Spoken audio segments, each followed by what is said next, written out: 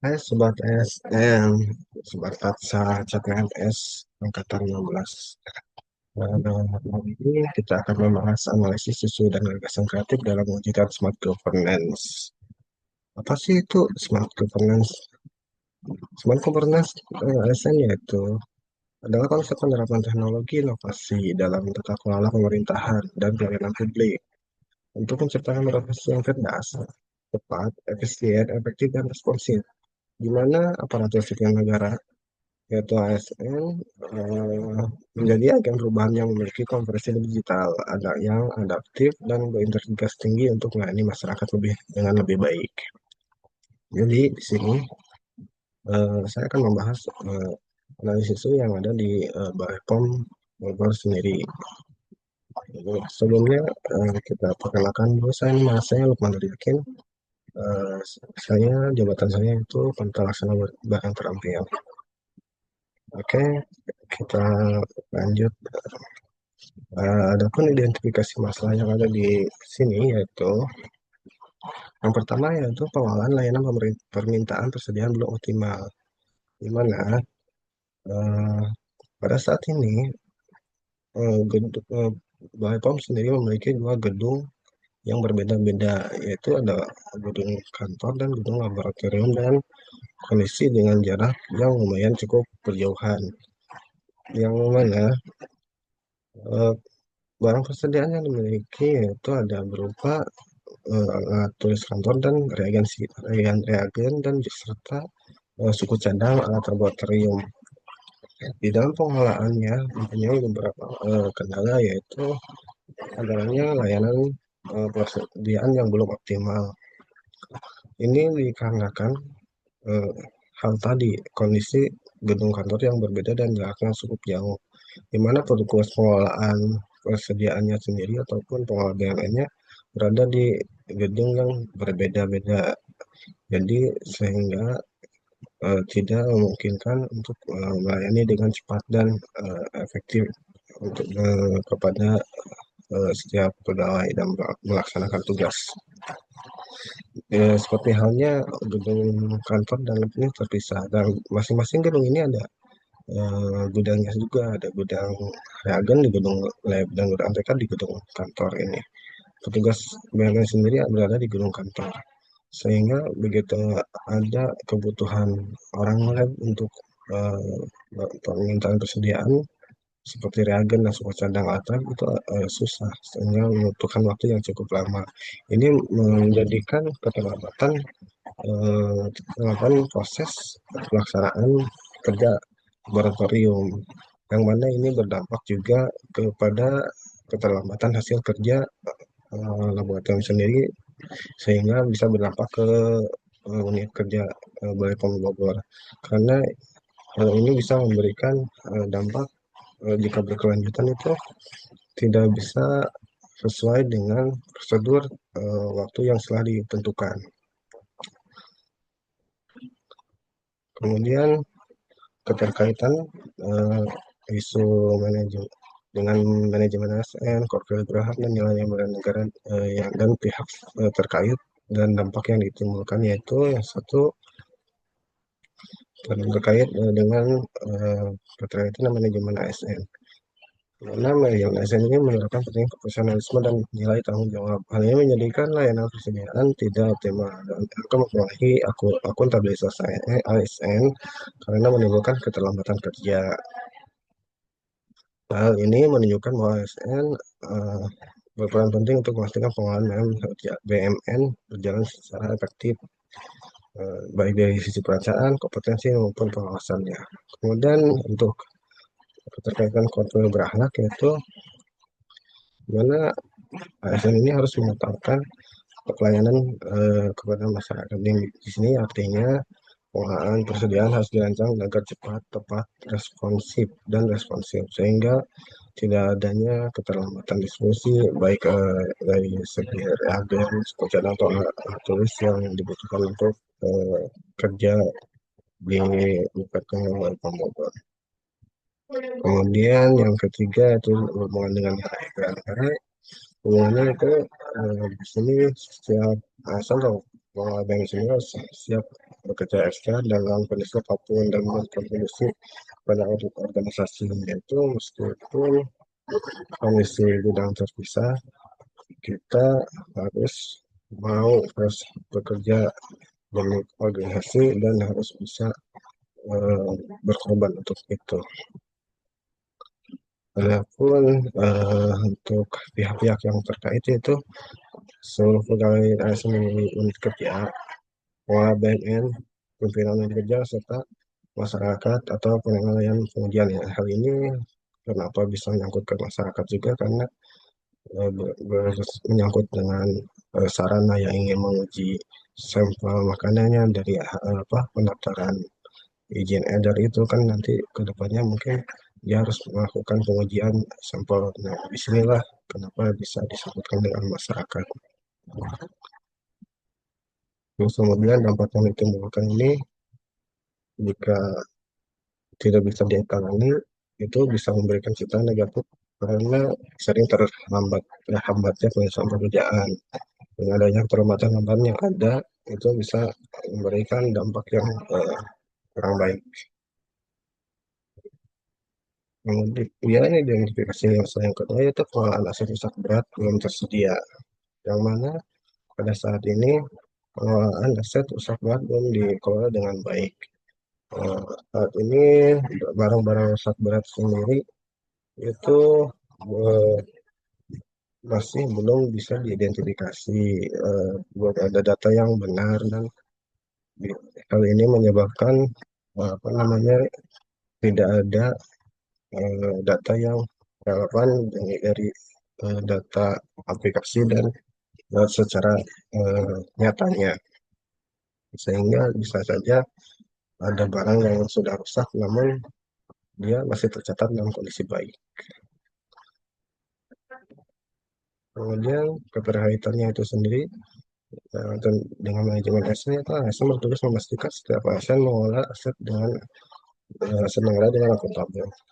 Hal ini mewajibkan setiap pengelola BUMN itu bisa eh, mendorong untuk menciptakan data-data yang akuntabel sehingga bisa menyediakan data-data yang sebenarnya dan dapat dipertanggungjawabkan. Kemudian untuk koridor berakhlaknya sendiri yaitu barang negara barang milik negara harus dikelola dengan baik dan dengan penuh tanggung jawab. Yang mana hal ini seiring dengan selaras dengan kode etiknya itu barang milik negara harus digunakan dengan penuh tanggung jawab. Ini diwajibkan karena eh, barang yang bukan milik sendiri itu tidak bisa kita eh, pakai dengan seenaknya, sehingga barang-barang yang ini eh, masuk ke dalam apa yang ada di korupsi ibarat. Terus kemudian hubungannya dengan bela negara itu ASN harus dengan bekerja ekstra meluangkan waktu untuk inventarisasi ulang seperti memastikan data valid serta memastikan data itu valid. Nah, ini mana harus melakukan penataan ulang kembali yang harus bisa dibuktikan dengan data-data sebenarnya. Kemudian pihak-pihak yang terkait yaitu seluruh pegawai di unit kerja, pengelola BUMN, dan pimpinan kerja. Dan dampak yang ditimbulkan itu ketidaksesuaian data dengan kondisi sebenarnya. Kemudian identifikasi masalah yang ketiga, itu pengawasan penggunaan barang milik BUMN milik negara belum terkenal.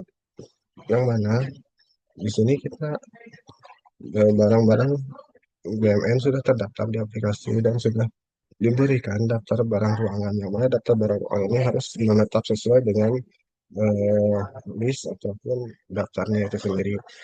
Ketika barang itu ada perpindahan itu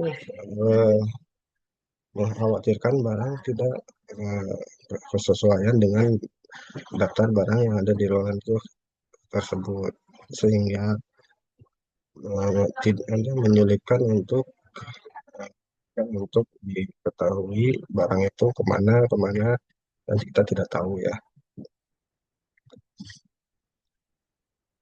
Kemudian penggunaan ASN yaitu ASN yang bisa membuat perencanaan untuk mengendalikan atau menguasai stabilitas aset, aktivitas aset yang dikelolanya. Jadi aset ini harus kita bisa kelola walaupun memang begitu sulit untuk dikelolanya, tapi tetap harus bisa mengelola aset barang milik negara.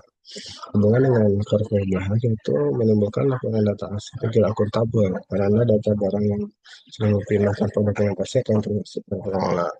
Jadi barang ini tulis dibawa dengan akuntabel karena barang yang kita kelola jika tidak sesuai itu mengurangi nilai akuntabilitas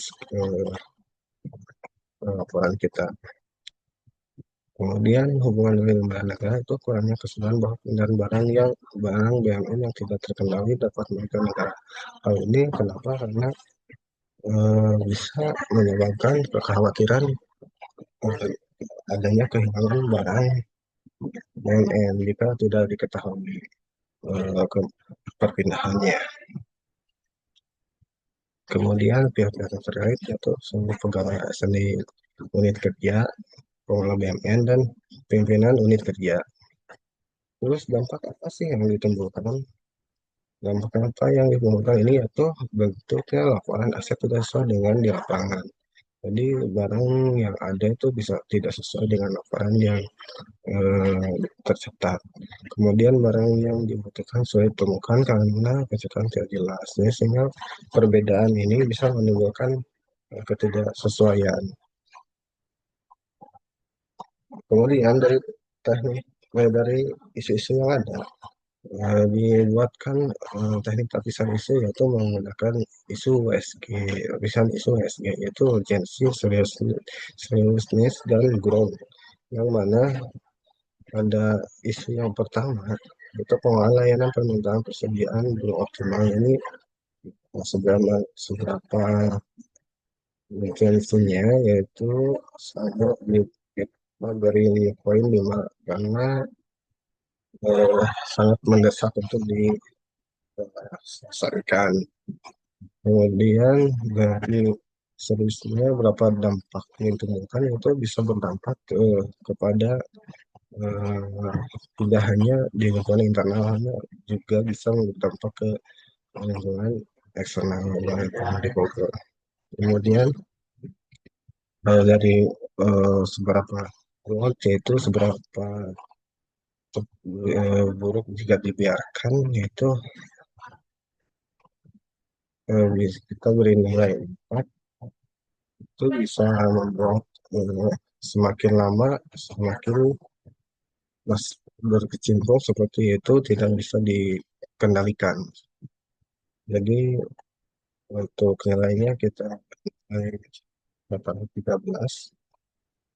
Kemudian pengelolaan aset rusak berat belum tersedia ini seberapa mendesaknya kita beri nilai 4 itu karena sebenarnya mendesak cuman masih bisa dicoba untuk dikendalikan. Terus seberapa besar dampaknya kita beri nilai 3 karena ini kita masih kecil jadi bisa kita ketahui dan bisa kita koordinasikan gitu. Kemudian seberapa besar ya jika dibiarkan itu kita nilai 3 itu karena sampai saat ini masih belum bisa disebut terlalu entah, berdampak buruk gitu. Kemudian pengawasan pengelolaan barang dan negara belum terkendali itu urgensinya kita berempat. Karena memang ini memang butuh di apa namanya besar cuman kita dari nilai 4 karena bisa kita disesuaikan dengan eh, seiring waktu. Kemudian seberapa besar dampak yang ditimbulkannya kita beri 3 yaitu seriousness dan growth-nya kita beri 4 sehingga nilai yang Prioritas itu ada di pengelolaan permintaan persediaan belum optimal. Dari hasil tapi sampai sini yaitu kita analisis dengan analisis apa penyebabnya menggunakan metode fishbone diagram yaitu di sini saya menggunakan main, machine, method, dan material. Di mana main itu terkait dengan hasilnya itu koordinasi lemah. Jadi eh, masalah ada beberapa kendala itu koordinasi antar pengelola dan pegawai itu lemah sehingga membuat eh, miskoordinasi seperti itu.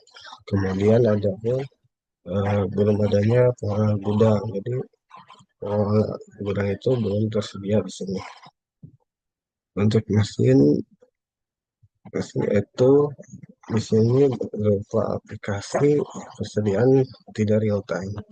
Jadi dari aplikasi kita bisa ketahui persediaan, namun begitu ada suatu pembelian itu tidak bisa kita langsung catat karena prosesnya harus melalui tim keuangan dulu baru kita bisa catat. Sedangkan secara di lapangan terkadang jika barang yang dibeli itu butuh mendesak dipakai segera itu bisa dikeluarkan, namun walaupun belum dicatat jadi sehingga pencatatannya itu eh, terlambat, jadi bisa aja menjadikan bahayanya miss pencatatan di aplikasi.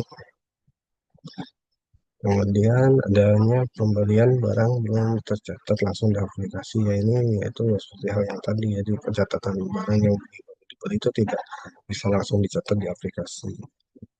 Kemudian ada metodenya yaitu tidak ada perencanaan kebutuhan. Jadi kurangnya perencanaan kebutuhan ini menghambat apa namanya kinerja yang seharusnya bisa diselesaikan cepat, tapi karena ada hal yang tidak bisa direncanakan sehingga bisa menghambat terus lokasi gedung kerja yang berbeda dan berjauhan sehingga ini menyusah bukan menyulitkan pelayanan yang efektif dan cepat. Kemudian ada data persediaan tidak akurat. Di sini data-data persediaan itu karena dari bahan atau material itu data persediaan tidak akurat ya, karena eh, menyambung tadi data yang diberikan itu tidak bisa real time gitu. Terus ada barang yang dibutuhkan kosong, jadi sehingga saat orang pengujian ataupun pegawai yang membutuhkan cepat begitu dicek di aplikasi masih ada, namun begitu eh, di lapangan tuh udah kosong karena secara eh, pengeluaran udah dilakukan dan udah dicatat di kartu permintaan barang, tapi karena belum bisa diinput jadi sehingga tidak bisa diketahui barang itu masih ada padahal ternyata itu udah dikeluarkan.